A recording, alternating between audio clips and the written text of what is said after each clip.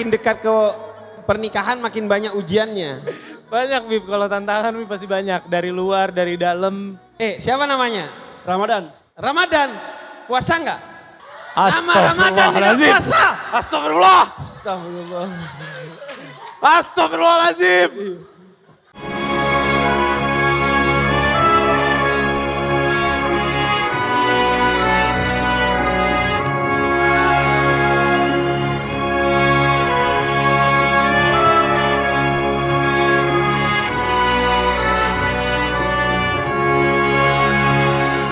Tanpa berpanjang kata lagi, Silman tadi sudah kita ulik lagi, sudah kita bahas bahwa hari ini kita akan mendengarkan podcast. Tepuk tangan dong. Sudah hadir. Untuk Habib Welcome Jafar. Habib Jafar. Dan Haris Firza. Wow. Udah hadir di sini Haris Firza dan juga Habib Jafar ya. Luar biasa kali ini akan membahas tema pernikahan. Langsung Betul. aja. Langsung aja. Kita persilahkan. Kasih dong tepuk tangan yang meriah. Sekali lagi boleh Sekali kali lagi untuk ya. Habib Jafar dan Kak Haris Firza. Silahkan. Halo semua. Halo. Assalamualaikum. Waalaikumsalam warahmatullahi wabarakatuh. Halo Haris. Halo Habib. Assalamualaikum. Sehat, Bib? Apa kabar? Sehat? Apa kabar Bib? Siap, tenang. Kalau yang di sini adalah Habib yang menghormati orang yang tidak berpuasa. Jadi Habib puasa tapi hari ini? Alhamdulillah puasa. Dirimu alhamdulillah juga. Tadi sahur enak Bib? Sahur enak barusan di belakang. Sahur kan sebelum jam 4 ya. Oke, pertama-tama terima kasih teman-teman udah hadir di sini. Kita akan ngobrol dengan Haris tentang berbagai hal ya, terserah Haris nanti ngobrolinnya apa aja. Tapi yang jelas aku akan nanya beberapa hal tentang persiapannya. Katanya mau nikah. Insya Allah Bib, insya Allah. Dia tidak dengar kabar bahwa married is scary. Aduh. Nikah itu mengerikan. Karena itu saya tuh kalau di acara pernikahan selalu pesannya hanya sabar, sabar dan sabar aja. Nah, Haris, katanya beneran lagi persiapan pernikahan. Persiapan Bib. Persiapan? Dari saya kecil persiapan untuk menikah Bib. Iya, betul. Benar. Kalau itu mah persiapan mati juga kita dari kecilnya. Nah, lagi punya ini enggak? Punya persiapan tersendiri enggak ketika mau nikah? Banyak sih pasti kalau yang namanya persiapan dari mulai menyiapkan diri sendiri, menyiapkan mental, menyiapkan finansial. Karena menurutku itu semua butuh yang apalagi untuk di jenjang untuk pernikahan dan itu kan sama aja kita dengan mengambil budaya orang lain dan kita harus menerima orang lain dengan budaya yang berbeda dan masa lalu yang berbeda dari saya. Oke. Jadi banyak yang harus dipersiapkan kan Bib. Benar. Bahkan bukan hanya budaya pasangan ya, tapi budaya keluarga pasangan. Benar banget. Karena pernikahan itu konon bukan hanya persatuan dua orang, tapi persatuan dua keluarga. Benar dengan sih, ragam perbedaannya. Dan udah pasti tidak mudah ya. Benar. Tantangannya tidak mudah. Dari sekarang udah mulai terasa nggak tantangannya? Banyak Bib. Contohnya, karena katanya makin dekat ke pernikahan makin banyak ujiannya. Banyak Bib, kalau tantangan Bib pasti banyak. Dari luar, dari dalam, bahkan dari kita berdua itu pasti banyak banget. Tapi ya gimana pun ya harus sabar kan. Tapi makanya nih aku mumpung ketemu Habib aku pengen banyak nanya sama Habib. Oke. Ini biar aku insya Allah bisa lebih istiqomah, bisa lebih Amin. yakin, lebih percaya. Amin. Nah kayak ya Habib kan tahu lah ya. Banyak banget yang namanya perbedaan pendapat di antara pasangan pada saat mereka mau menikah. Nah, tapi perbedaan pendapat itu juga bukan cuma dari pasangan, kadang juga dari keluarga. Iya, sudah pasti. Iya kan Bib? Nah menurut Habib, apa sih Bib yang harus aku lakukan dan aku tuh harus apa untuk menyikapi semua itu Bib? Iya, pertama bahwa perbedaan itu pasti ada ya. Justru disebut sebagai pernikahan disebut sebagai istri, zaujah atau laki-laki, zaujun, itu maknanya secara bahasa adalah karena mereka itu berpasang-pasangan. Nah, Oke. inti dari pasangan itu adalah perbedaan. Yang paling mendasar adalah perbedaan jenis kelamin antara laki-laki dan perempuan. Dan perbedaan jenis kelamin itu kan membawa pada perbedaan-perbedaan lainnya yang sifatnya bawaan dari jenis kelamin itu. Misalnya kalau perempuan setiap bulannya di waktu-waktu tertentu pasti ada tamunya yang menyebabkan kadang kondisi moodnya berubah-ubah karena secara hormonal dia mengalami perubahan yang cukup signifikan di tubuhnya. Ya, benar. Kemudian laki-laki juga, laki-laki ada banyak tantangannya juga ketika menikah. Pertama, ketika menikah dia harus menjadi pemimpin bagi keluarganya.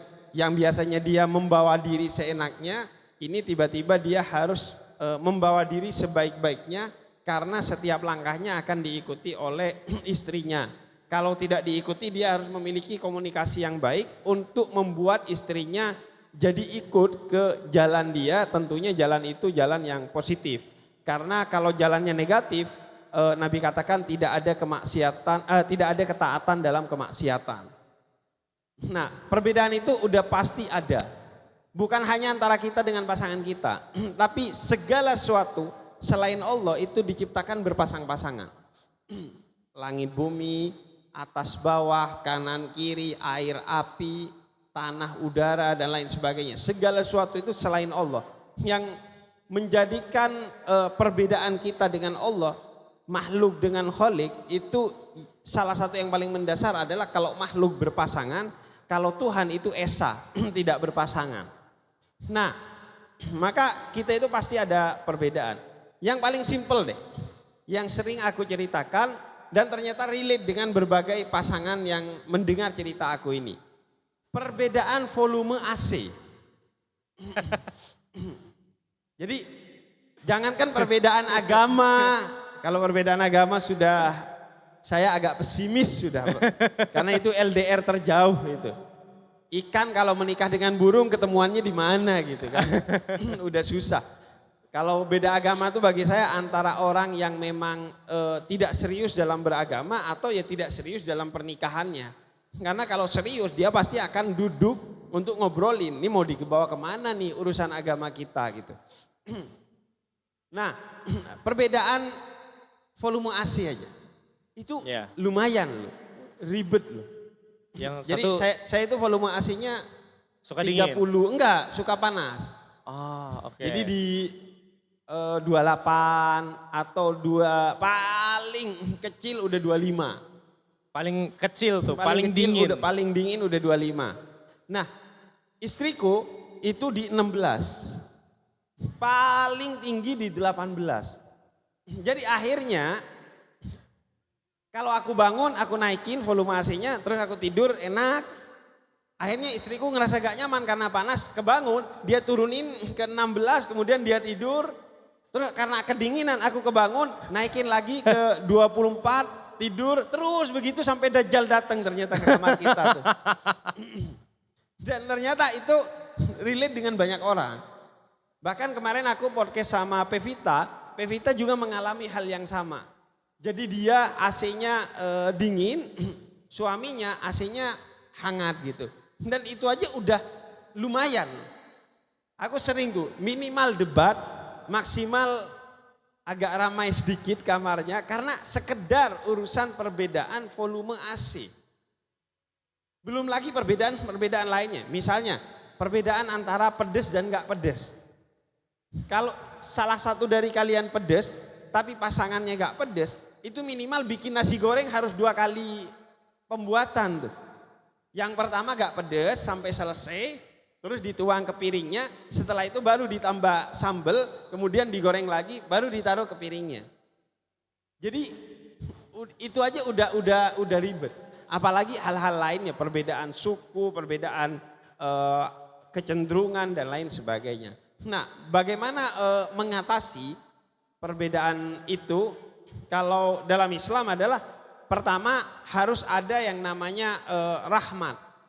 rahmat itu beda dengan mawaddah. Kita kan kalau mau nikah tuh dikasih 2 doa biasanya. 3, sakinah, mawaddah, warahmah.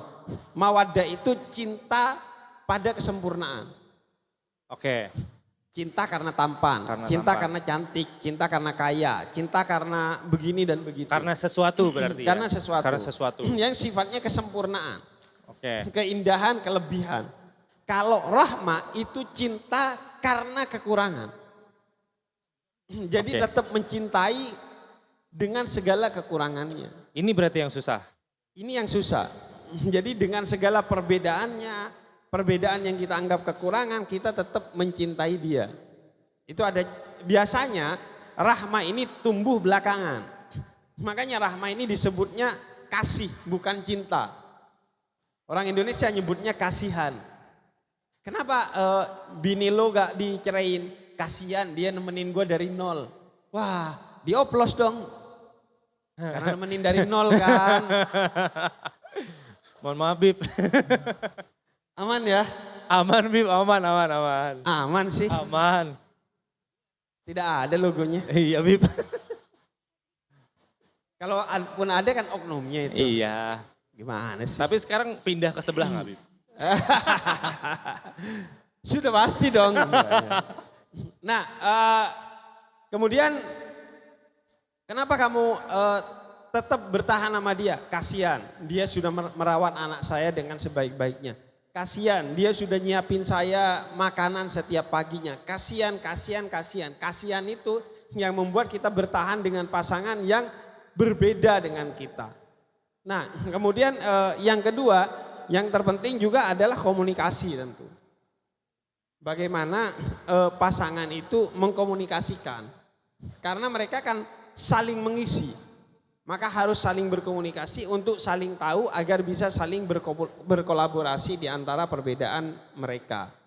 Jadi di tengah perbedaan itu harus saling mengasihi, berkomunikasi. Kemudian yang juga tidak kalah pentingnya adalah menyadari bahwa dia itu manusia juga kayak kita. Iya. Makanya kata Al-Quran, istrimu itu min anfusikum.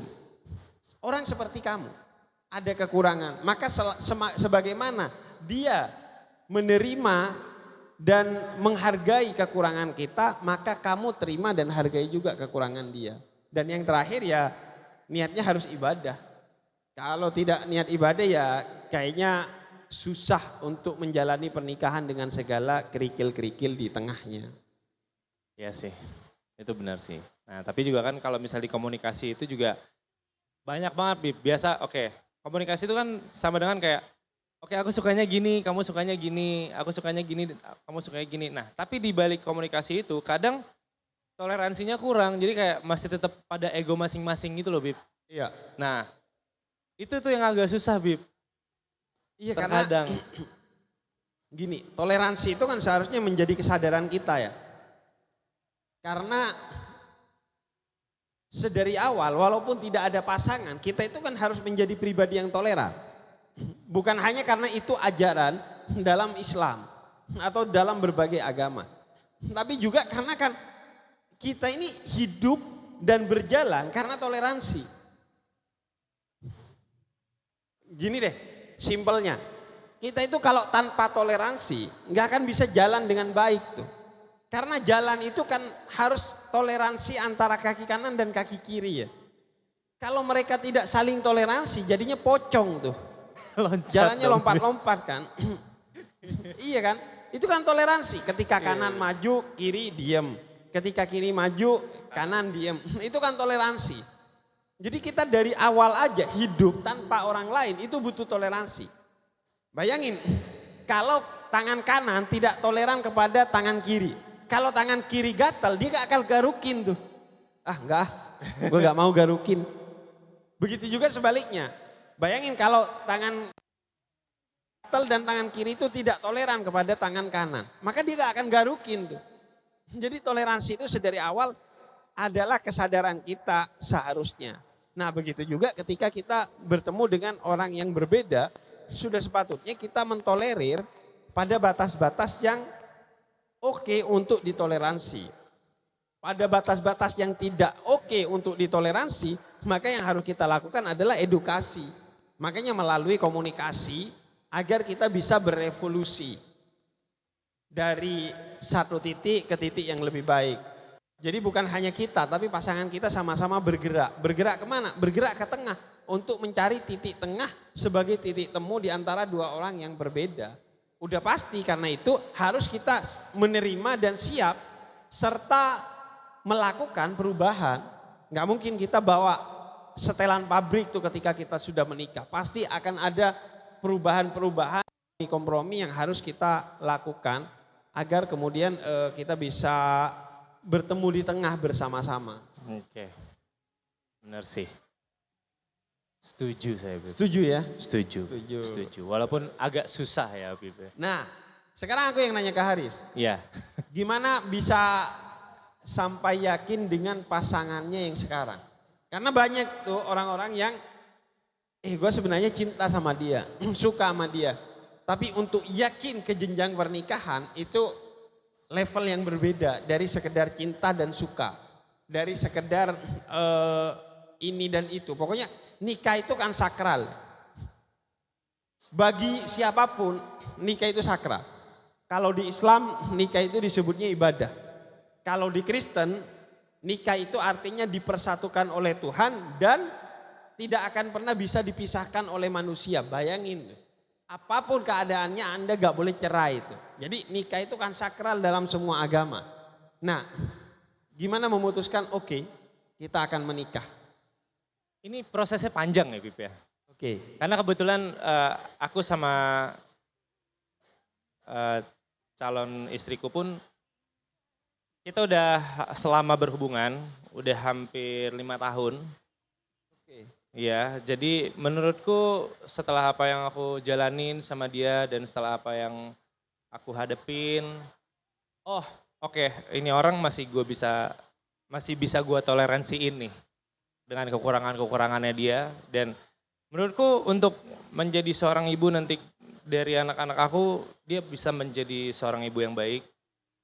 Dan untuk menjadi seorang istri pun menurut aku dari apa yang aku lihat, dari apa yang udah aku jalanin, dia banyak improve juga ke dirinya, dia banyak perubahan juga. Dan karena kan yang namanya nanti udah bersuami istri, menurutku kita harus sama-sama improve, harus sama-sama ketemu di tengah. Kayak Habib bilang tadi. Iya. Jadi dari apa yang aku lihat sampai sekarang kita ke jenjang emang benar-benar lebih ke serius. Dia udah banyak berimprove dan banyak perubahan juga. Jadi yakin aja, ya siapa lagi gitu. Iya, yang karena mana lagi emang gitu. udah mengenal dia Iya. bahwa dia udah mau improve, mau mencintai dan mau menyiapkan. Iya, karena juga mungkin bisa dibilang juga dari faktor diri aku juga yang aku umurnya juga udah nggak muda. Dan aku berpikir juga, ya kalau misal aku mulai dari awal lagi, belum tentu bisa sebaik dan sebagus ini juga. Kan itu semua masih gambling, Bib. Betul. Jadi menurutku juga itu salah satunya dari itu juga. Nah, tapi aku juga mau nanya sama Habib. Nah sebelumnya tapi ini tadi, aku udah bisa mentolerir apa yang menurut aku bisa Iya. ditolerir. Apa yang nggak bisa kamu tolerir terkait dengan pasangan kamu? Yang kamu, kalau ini enggak, gua enggak deh. Lo harus berubah kalau lo berada di titik ini. Apa ya? Mungkin ya anak-anak muda, Bib ya. Anak-anak muda masih banyak yang suka keluar malam, terus kadang nggak bisa dibilangin. Apalagi kan Itu lo nggak tolerir. aku kurang bisa tolerir. Oke. Kecuali memang kita perginya bareng. Dan aku tuh suka orang yang bisa dibilangin. Karena Oke. gimana pun nanti aku akan menjadi kepala rumah tangga. Tapi lo tipikal yang bisa ngebilangin nggak? Atau lo cuman, gue gak mau ini ya, gue gak mau itu ya. Enggak, kalau aku pasti bilang sesuatu ada reason ya. Jadi oke, kamu sebaiknya jangan gini deh. Karena kalau kamu gini nanti akan gini. Oke. Jadi Aku akan diedukasi resikonya ya. ngasih dampak apa Yang akan dari terjadi, perbuatannya. Biasanya sih begitu. Oke. Nah, aku juga mau tanya aja Beb, kayak meyakinkan hati tentang jodoh. Katanya kan kita itu harus istikharah selama 3 kali ya.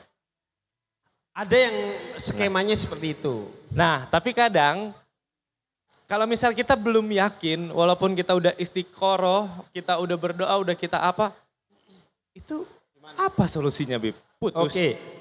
Atau kita udahan aja? Atau gimana? Jadi gini ya, istikharah itu skema yang diberikan oleh Allah kepada umat Islam yang ragu terhadap apa yang menjadi keputusannya, termasuk dalam pernikahan. Benar. Namun yang diistikharoi itu harus diyakini. Jadi kalau kita udah istikharah, maka kita harus meyakini semua petunjuk yang Tuhan berikan kepada kita. Nah, Jadi gak boleh, istikharah setelah itu gak diambil pendapatnya. Itu gak boleh. Yang diistikharoi harus diyakini. Dan yang diyakini jangan diistikharoin. Jadi kalau udah yakin, jangan istikharah. Karena istikharah itu untuk sesuatu yang kita ragukan. tidak yakin. Kalau diistikharoin, keluarnya sebaliknya, akhirnya kita bingung. Makanya kalau udah yakin, jangan istikharah. Kalau istikharah harus diyakini karena itu pendapat dari Allah kepada kita. Nah, gimana caranya kemudian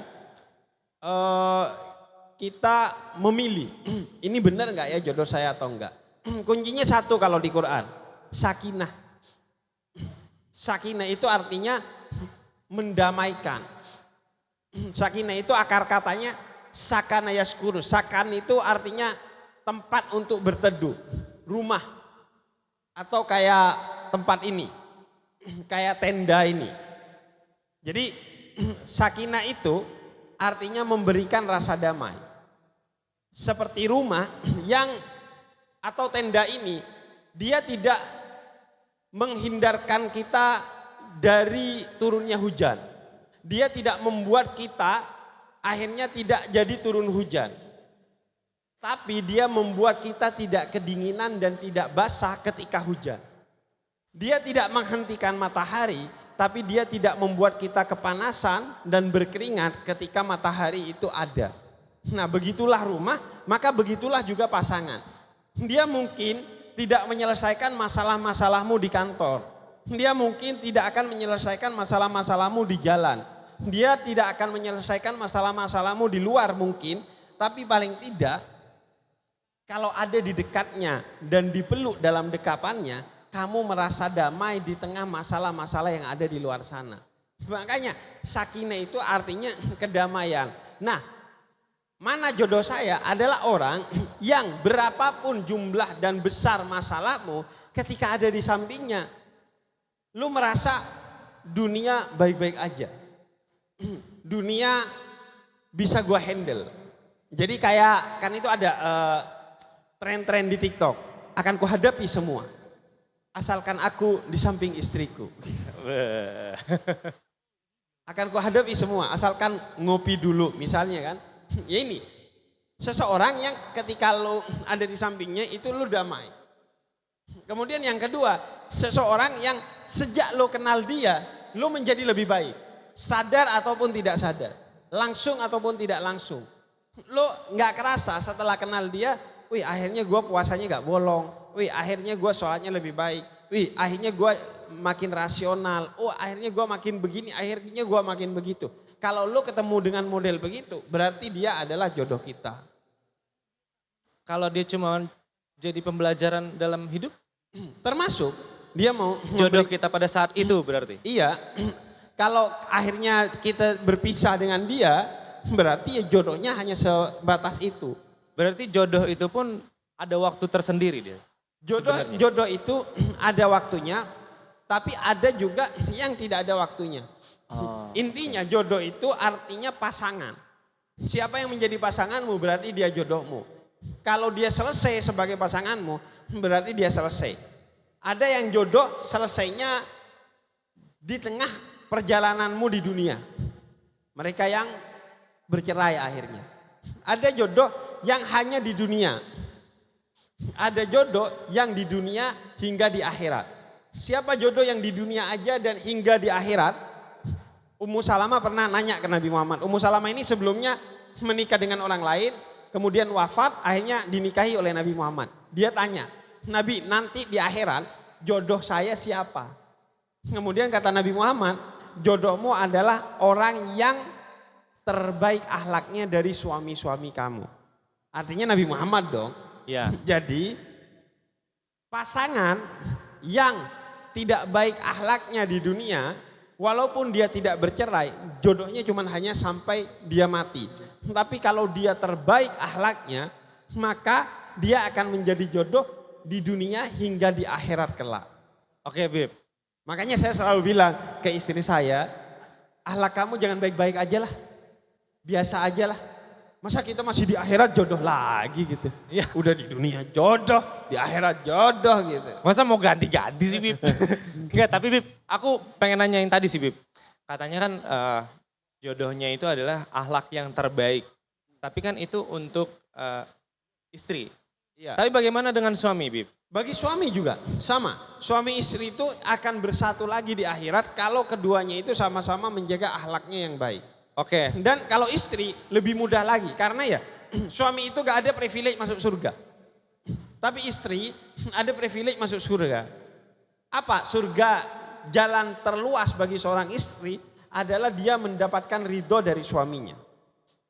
Jadi istri yang mendapatkan ridho dari suaminya, tapi suami yang ngotak ya. Kalau suami yang nggak ngotak sih tidak perlu dicari ridhonya karena tidak perlu mencari ridho dalam keburukan, dalam kemaksiatan.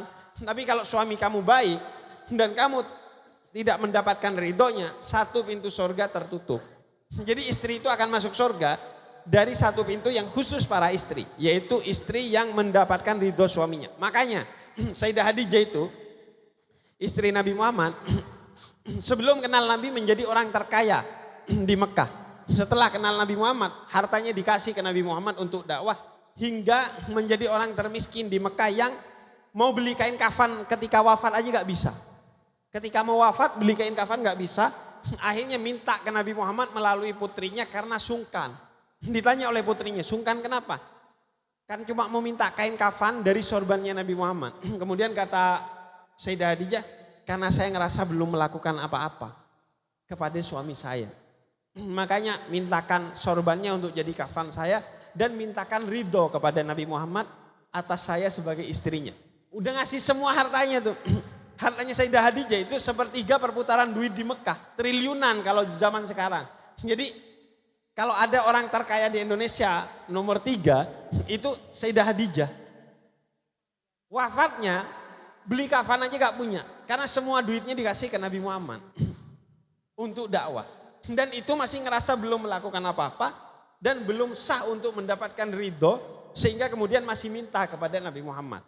Tolong ya ridho kepada saya karena itu pintu surga. Jadi itu privilege seorang istri. Sebenarnya Allah itu adil ya. Dalam Islam itu jelas hak nikah ada di istri.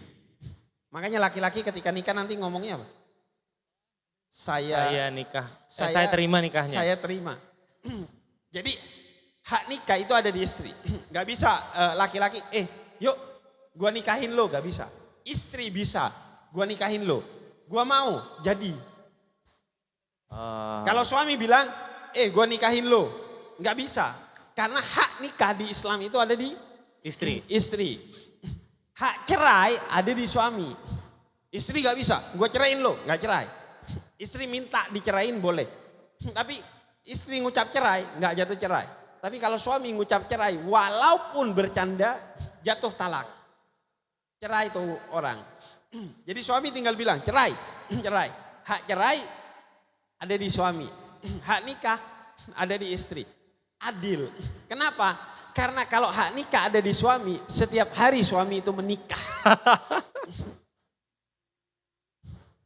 Kalau hak cerai ada di istri, setiap hari 3 kali lo diceraiin.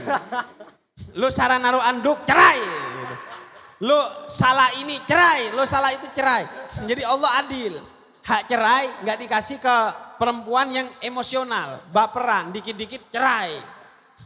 Hak nikah nggak dikasih ke laki-laki yang nafsuan. Jadi Allah jelas, laki-laki rasional. Jadi ketika cerai dipikir dulu. Perempuan emosional. Kalau nikah pakai rasa, nggak cuman modal nafsu. Jadi dipisah adil. Dan kalau mau bicara pernikahan, istri itu kewajibannya cuma satu dalam Islam. Kewajiban istri adalah mau menemani suaminya ketika malam hari. Mau melayani suaminya. Kalau mau jujur, kewajiban istri kepada suami itu cuma satu, melayani suaminya. Makanya istri yang tidak melayani suaminya, dia dilaknat oleh para malaikat hingga dia melayani.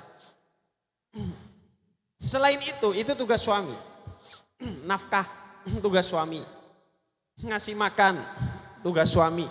Ngasih rumah, tugas suami. Urusan rumah tangga, cuci piring, semua itu tugas suami. Makanya suami kalau gak mau bantuin istrinya cuci piring, dia harus menyiapkan ART. Seni itu, asisten rumah tangga. Kemudian menyusui, tugas siapa? Ibu. Tugas Istri. suami. Hah? Menyusui itu tugas suami dalam Islam. Makanya seorang istri kalau minta upah atas air susunya, suami harus bayar. Seorang istri kalau gak bisa menyusui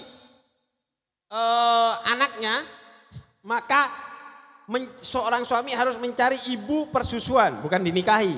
Ibu untuk menyusui anaknya dan dia yang harus bayar ibu itu. Gak nemu ibu persusuan, dia harus cari susu untuk minum susu anaknya dan dari duitnya dia. Yang menyusui istrinya, tapi itu kewajiban suami. Kewajiban istri itu cuman melayani suami. Bayangin, enteng. Melayani suami. Makanya istri yang tidak melayani atau melayani tidak dengan senyuman kepada suaminya dilaknat oleh para malaikat. Hati-hati. Karena cuman itu loh tugas istri. Gak ada tugas lain istri itu. Yang lainnya istri itu cuman membantu. Bukan tugas utamanya. Ngurus rumah bukan tugas utamanya. Beli rumah bukan tugas utamanya. Oh Beb, saya bantu suami saya bersih-bersih, bantu suami saya beli rumah. Oke, tapi bukan tugas. Tugas istri itu satu, melayani. Udah gak ada lagi tuh. Jadi kalau dia masih tidak melayani, terlaknat itu istri. Aku juga punya pertanyaan ini mungkin banyak banget dialamin sama orang-orang ya, menurut aku ya. Kadang untuk cowok nih terutama, Bib, untuk cowok. Jadi buat cowok tuh sebenarnya mana sih sebenarnya yang harus didahuluin? Tanggung jawab atau berbakti kepada ibu? Oke. Jadi gini ya, idealnya kita tidak berada di kondisi itu. Iya. Karena ibu kita adalah orang yang melahirkan kita dan istri kita adalah orang yang insya Allah membersamai kita ketika kita mati. Jadi idealnya kita tidak berada di pilihan itu. Tapi seandainya kita berada di pilihan itu, pertama ya tanggung jawab itu adalah kepada istri. Bakti itu kepada orang tua. Walaupun kita sudah beristri, kita harus tetap berbakti kepada orang tua. Walaupun orang tua kita non muslim, orang tua kita jahat, istri kita gak memperbolehkan, kita wajib berbakti, berbuat baik kepada orang tua. Tapi tanggung jawab kita setelah menikah adalah istri kita. Makanya seandainya nih, ini kita berandai-andai aja. Suami, istri dan orang tua sama-sama kelaparan. Kamu hanya punya satu roti. Maka sebaiknya diberikan kepada istri atau ibu. Menurut kamu? Menurut aku, bingung Ustaz, apa bagi dua? Dua-dua, enggak bisa dibagi misalnya. Jadi ya kalau bisa sih dibagi dua. Ini misalnya hanya bisa untuk satu orang. Istri kelaparan, ibu kelaparan. Biar kita tahu ya bedanya agama dengan maunya kita. Maunya kamu, kalau kamu pengennya sih dikasih ke ibu atau istri. Hati kamu akan berkata kemana? Ibu Ustaz. Ibu. Setuju. Mungkin kita juga ibu. Iya kan? Ibu loh. Tapi kata Islam, istri. Karena istri tanggung jawabmu, ibu adalah baktimu. Islam bilang istri. Imam Nawawi bilang istri. Ibu itu sedekah kita. Istri itu kewajiban kita. Banyak tuh orang yang memang kalau maunya sendiri itu ke sana, maunya Islam itu ke sini. Kadang orang itu kalau enggak, makanya Islam itu perlu pembelajaran. Contohnya, kalau ada makanan terhidang, kemudian waktu sholat masuk, makan dulu atau sholat dulu? Sholat yang kamu utamakan, sholat atau makan dulu? Makanan terhidang. Makanan terhidang. Makan dulu. Makan dulu ya, oke. Biasanya orang bilang, wah sholat dulu dong. Karena yang ngasih kita makan adalah Allah yang kita sholati kan, kadang begitu orang berpikir. Tapi Nabi Muhammad bilang, kalau makanan terhidang, waktu berbuka puasa datang, azan, makanan sudah ada, makan dulu baru sholat. Karena lebih baik makan mikirin sholat daripada sholat mikirin makan. Oh. Iya. Jadi Islam itu ngatur semuanya agar baik-baik aja, agar oke bagi kita.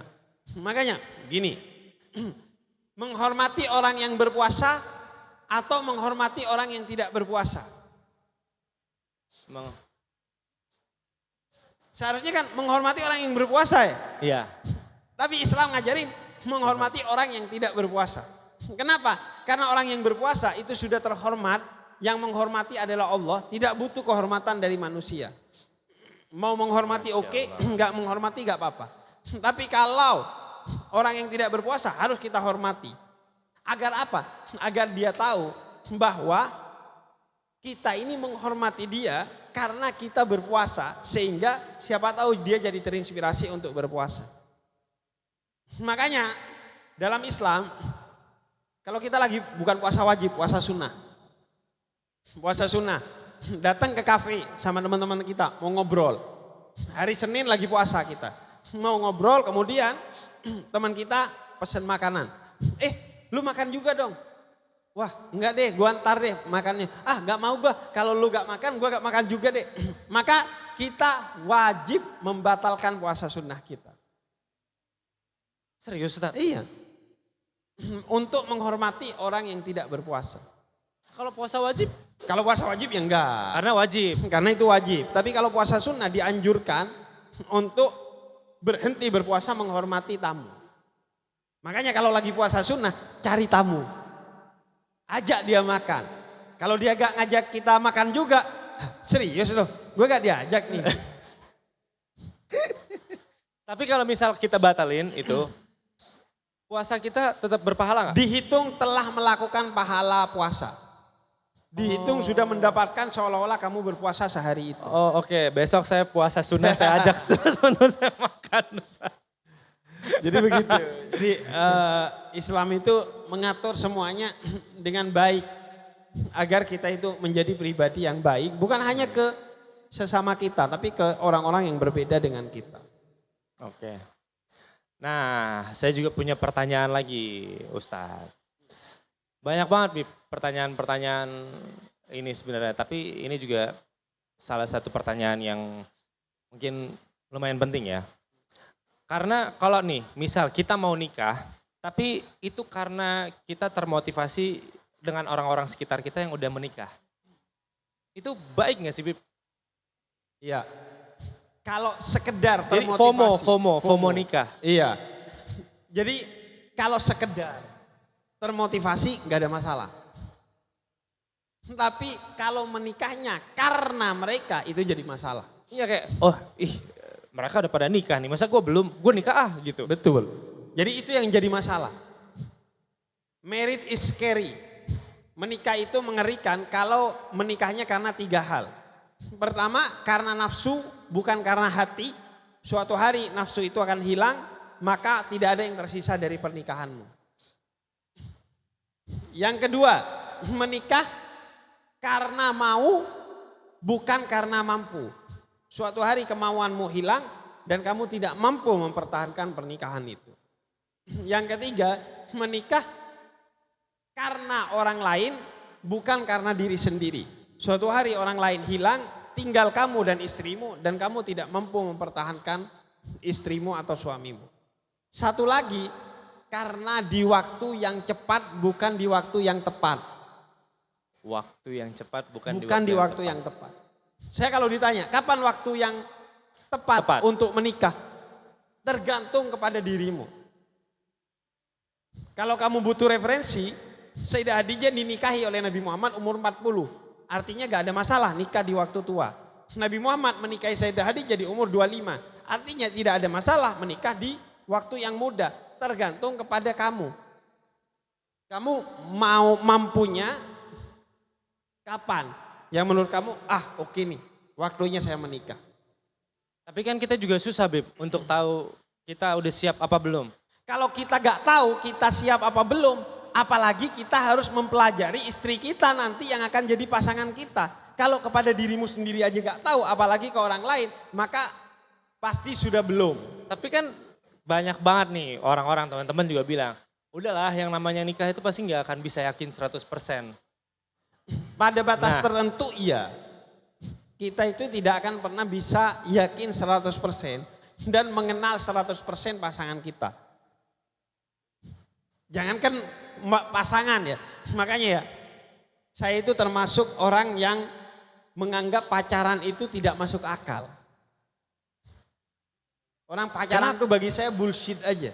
Karena kamu mau mengenal pasangan kamu sampai mati gak bisa. Kamu mau mengenal diri kamu sampai mati gak bisa. Saya itu baru tahu kalau saya suka durian umur 30. Dari kecil saya menganggap diri saya gak suka durian karena tiap nyium aroma es krim durian, permen durian saya muntah. Tapi suatu hari umur 30 tahun dakwah di Medan dikasih durian, karena mau gak mau harus makan, saya makan ternyata enak. Ternyata saya gak suka olahan durian tapi suka kepada buah durian. nah, berarti Habib nggak akan tahu. Durian hal kecil loh. Baru tahu umur 30 tahun. Berarti Habib nggak akan tahu kalau nggak dicoba kan, Bib? Gak dicoba. Makanya pada akhirnya memang nikah itu adalah ibadah di bawah ketakwaan kepada Allah. Makanya pesannya Nabi Muhammad kepada putrinya dan menantunya ketika nikah, ittaqullah. Bertakwa kepada Allah. Karena cinta itu kayak segitiga. Allah di atas, pasangan dua-duanya di kanan dan di kiri. Makin kamu mendekat kepada Allah, makin kamu dekat di antara keduanya. Karena kenapa? Karena di bawah naungan Allah. Kenapa? Karena kita punya hukum, pasangan kita punya hukum. Kita punya adat, pasangan kita punya adat. Kita punya kebiasaan, pasangan kita punya kebiasaan. Kalau masing-masing bawa adat, kebiasaan dan hukum, saling narik, lama-lama putus. Karena itu jangan pakai adatmu, jangan pakai kebiasaanmu, jangan pakai hukummu dalam rumah tangga. Tapi pakai kebiasaan, adat dan hukum Allah di rumah tangga. Agar ketemu di tengah, di bawah naungan Allah. Jadi biar Allah yang ngurus. Makanya kalau dulu pacaran itu artinya tunangan. Karena kalau tunangan artinya Allah melindungi. Orang yang sudah ditunangi, dia gak boleh diserobot oleh orang lain. Allah dari awal udah ngelindungi. Makanya, tahu nggak pacaran itu apa? Pacaran itu dulunya dari akar kata memakai pacar, pacaran. Pacar yang itu yang kayak inai. Inai. Kenapa? Karena kalau udah berinai artinya kepunyaan orang lain. Makanya pakai pacar di tangannya. Tangan kan bukan aurat dalam Islam bagi perempuan. Pakai pacar, ngelihat, udah pacaran, berarti kepunyaan orang lain. Nonton nggak tenggelamnya kapal Van der Wijk? Iya. Nonton. Sudah berinai, sudah kepunyaan orang lain. Iya. Sudah pacaran, sudah kepunyaan orang lain. Sama orang kita modern diubah pacaran jadi Pacar. apa yang dilakukan sekarang.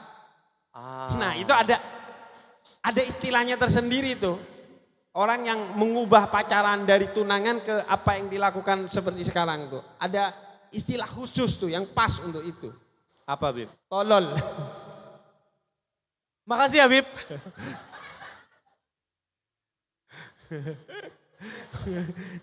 jadi gitu. Memang karena kita gak tahu, akhirnya kita tunangan. Ubib saya belum mampu nikah, gimana? Tunangan. Masa tunangan setahun 2 tahun? 1000 tahun boleh kamu tunangan. 1.000.000 tahun kamu mau tunangan boleh. Kan jadi enak. Apa gak ada? Berarti dari awal Tapi- langsung terangan aja dong. Iya, langsung tunangan. Tradisi di Indonesia kalau tunangan seolah-olah harus nikah udah. Enggak, saya tunangan berapa kali batal. Enggak ada masalah. Tunangan aja.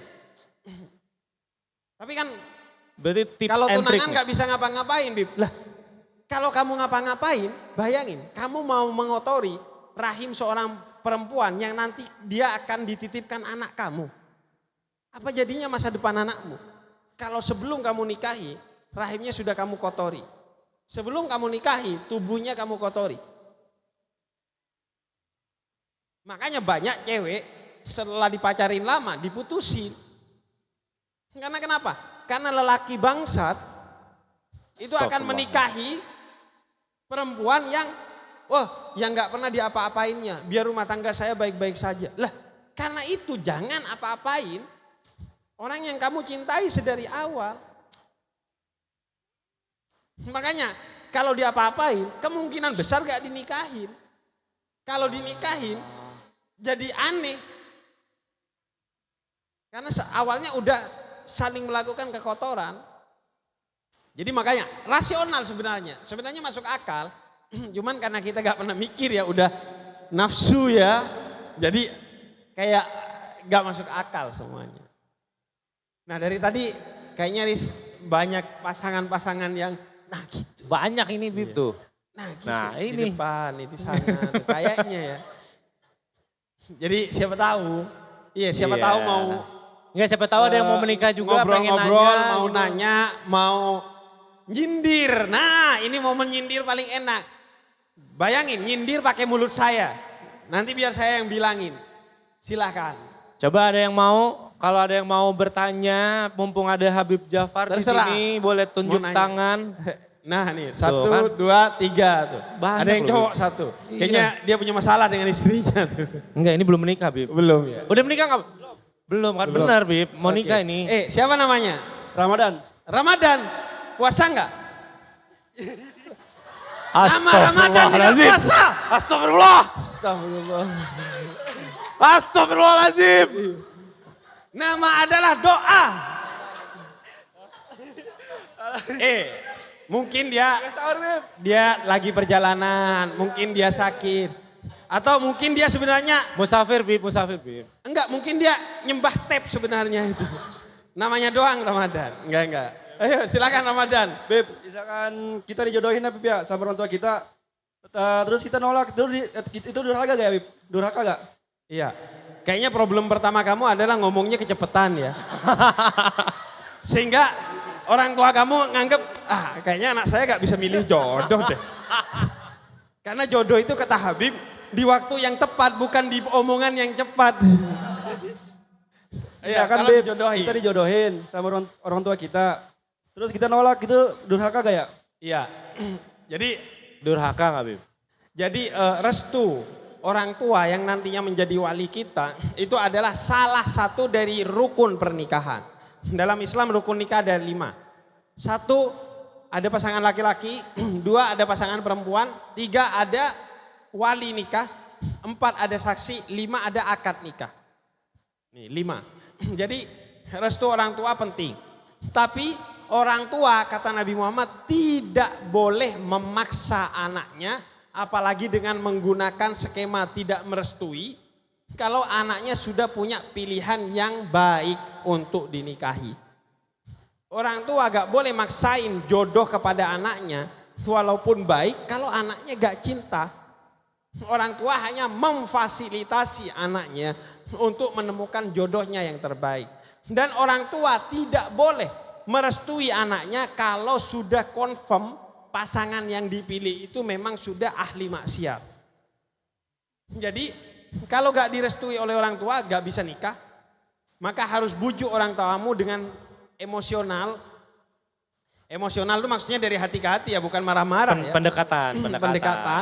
Karena orang tua itu biasanya bahasanya emosional bukan rasional. Jangan kamu nggak direstuin sama orang tua, Bu, saya mau presentasi tentang pasangan saya itu.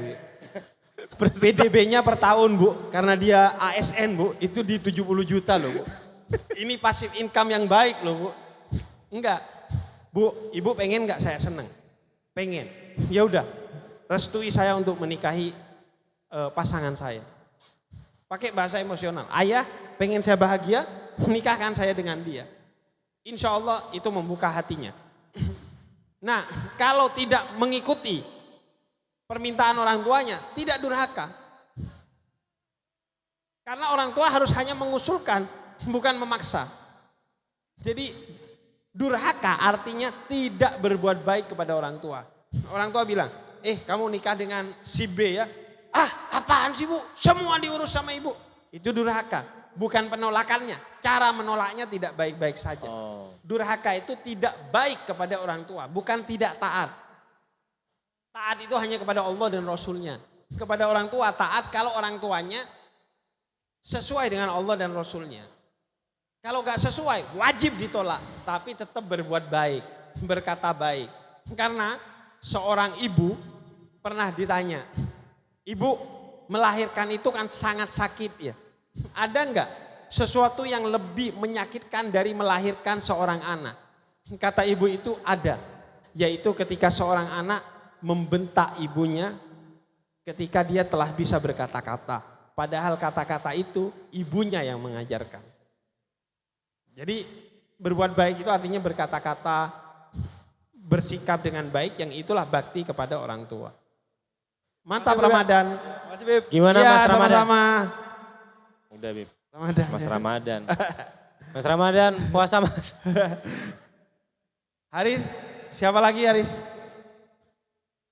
Dua aja ya? Ini dia Ini dari satu, tadi nanti pengen nanya nih. kamu ya. Atau ini mic-nya lebih dekat nih. Iya boleh, ini dulu abis ini. Nama kamu siapa? Nama aku Irma Habib. Irma. Iya. Oke. Sama-sama saya sekarang di Universitas Islam Syariah Jakarta. Oke, Oh, Masya jurusan Allah. apa? Afi juga. Oh, akidah filsafat. Iya. Wow, sama satu Sama. jurusan. Sama Iya. Habib ya? Sama-sama tersesat ya Habib. Iya, tersesat ke jalan yang benar tapi. Iya. Habib izin bertanya. Ini menurut, ada satu pertanyaan di dalam kepala saya. Menurut analogi Plato, di sini kan Plato menjabarkan cinta itu jalan menuju kebaikan dan keindahan yang lebih tinggi. Nah menurut Habib sendiri, jodoh itu lebih ke hasil dari pemilihan sadar karena kita tahu apa yang baik buat kita, atau sebenarnya cuman ikut alur takdir saja Habib? Iya. Jadi gini. Kan banyak orang bilang jodoh di tangan Tuhan. Maka kejarlah Tuhannya, bukan utamanya jodohnya. Karena Zulaiha mengejar Yusuf, Yusuf tidak kunjung mencintainya. Tapi ketika Zulaiha mengejar cinta Allah, akhirnya Yusuf menjadi seorang yang mencintai Zulaiha. Nah, jodoh itu katanya takdir. Jodoh, mati, dan rezeki sudah ditentukan oleh Allah.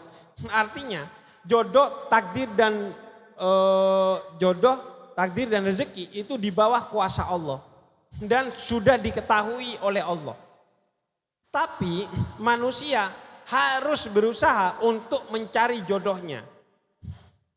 Walaupun berubah, artinya itu tetap di bawah kuasa Allah, karena siapapun jodohmu itu adalah makhluk Allah dan itu di bawah ilmunya Allah. Walaupun kamu berubah-ubah, udah nikah, cerai, nyari lagi sampai 5 kali ketemu jodoh, maka Allah dari awal udah tahu bahwa ujungnya jodohmu itu. Itu maksudnya jodoh di bawah takdirnya Allah. Tapi manusia harus berusaha hingga tapal batas terakhir sehingga Allah menakdirkannya. Karena itu ada doa jodoh, ada doa panjang umur, ada doa rezeki. Kalau udah ditentukan ngapain doa?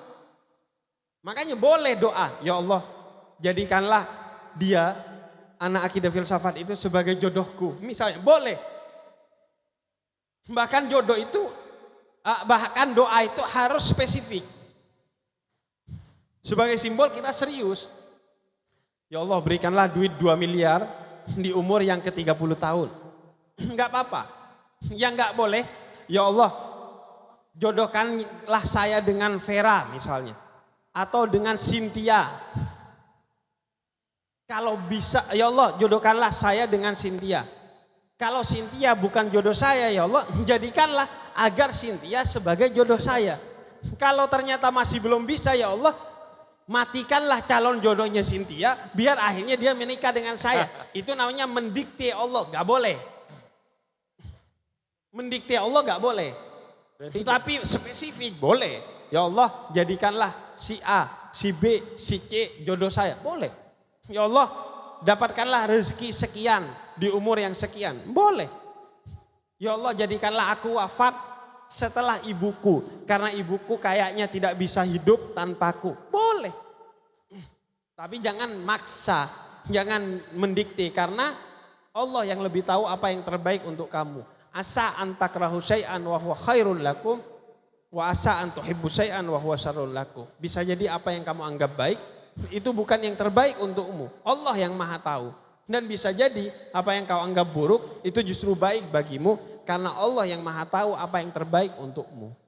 Jadi begitu kira-kira. Begitu. Nah, satu lagi ya. Satu lagi.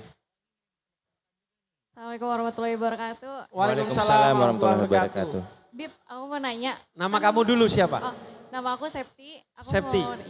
Aku mau nanya. Kan tadi kata Habib, kalau menuju ke pernikahan itu biasanya banyak ujiannya. Iya. Nah, aku tuh mau nanya, kalau misalnya menuju ke pernikahan itu kita tuh makin ngerasa kayak, oh ini sifatnya kok makin lama makin kayak gini ya gitu, atau hubungannya kok kayaknya makin capek ya gitu. Itu sebenarnya ujian pernikahan atau Allah itu mau menunjukkan ke kita kalau sebenarnya ini orang gak tepat untuk kita, atau gimana sih Bib menurut Habib? Oke, ini banyak banget. Ini banyak banget, Bib. Ini bagus banget, Bib. Benar. Banyak yang Makanya. nanya kan, ini ujian atau petunjuk dari Iya, Allah benar, Bib. agar tidak nikahi. Gimana mengetahui kalau itu ujian atau petunjuk? Pertama, ujian dari Allah untuk pasangan yang mau menikah turun kepada keduanya, bukan salah satu pada keduanya. Ingat, apalagi disebabkan oleh salah satu dari keduanya. Bib, cowok saya KDRT sebelum menikah. Tapi kayaknya itu ujian dari Allah. Itu bukan ujian dari Allah. Itu cowok Anda goblok. Petunjuk, itu petunjuk. Itu petunjuk. Ujian itu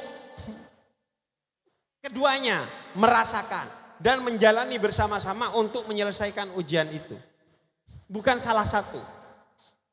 Yang kedua, ujian membuat kamu lebih baik, bukan membawa kamu pada sesuatu yang lebih pada kemaksiatan. Jadi ketika kamu diuji itu, kamu jadi lebih baik dalam ketaatan, bukan malah terjerumus pada kemaksiatan. Kalau terjerumus kepada kemaksiatan, itu artinya petunjuk. Dan yang ketiga, ujian itu bersifat baik walaupun pahit. Bukan bersifat jahat walaupun manis. Jadi baik. Oh, dengan begini saya makin siap menikah. Dengan begini. Baik, bukan jahat. Pahit mungkin tapi baik. Hati-hati, karena gini ya, banyak banget tuh orang salah pilih jodoh. Karena jodoh itu pasangan hidup. Kalau kamu salah pilih jodoh, sejak itu hidupmu tidak baik-baik saja. Pegang omongan ini. Jangan sampai salah pilih jodoh. Karena sejak itu hidup, khususnya perempuan. Kalau laki-laki salah pilih jodoh, dia bisa keluar rumah untuk menghilangkan stresnya. Kalau perempuan, serius pegang omongan saya. Jangan sampai salah pilih jodoh. Karena itu jangan pilih jodoh karena orang lain. Karena nafsu, karena pengen cepat, karena teman. Enggak, karena dirimu di waktu yang tepat. Kamu yakin dan sudah menguji, bukan hanya modal keyakinan, sudah menguji bahwa pasanganmu baik kepada kamu, setia kepada kamu, tidak menyakiti kamu. Hilaf gak apa-apa, tapi tidak pernah sengaja menyakiti kamu. Karena perempuan ini lemah di rumah, Jadi jangan sampai salah. Makanya hak nikah dikasih ke kamu oleh Allah. Maka jangan sia-siakan. Kalau cowok udah berkata buruk, apalagi berlaku buruk, sampai melakukan kekerasan kepada kamu, please tinggalin. Udah, nggak ada. Karena kenapa? Karena kata Allah dalam Al-Quran, wa'asiruhunna bil ma'ruf. Pergauli istrimu dengan cara-cara yang ma'ruf.